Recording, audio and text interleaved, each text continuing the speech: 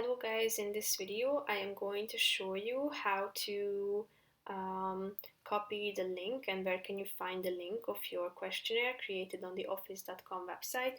But first I just want to mention, don't forget to subscribe to my channel because at 10,000 subscribers I am going to show you my whole YouTube revenue statistics and growth strategy, how to make money online. Now let's jump into it. First of all, you should open the website and then tap on this collect responses button that you can find at your homepage in the upper right corner of the screen.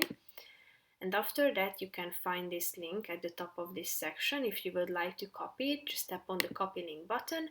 As you can see, the link is ready for you to paste, meaning that you will be able to send the link via which your respondents or future respondents will be able to check out the questionnaire and fill it out. So that's pretty much it for this video, guys. See you in the next one. Bye bye.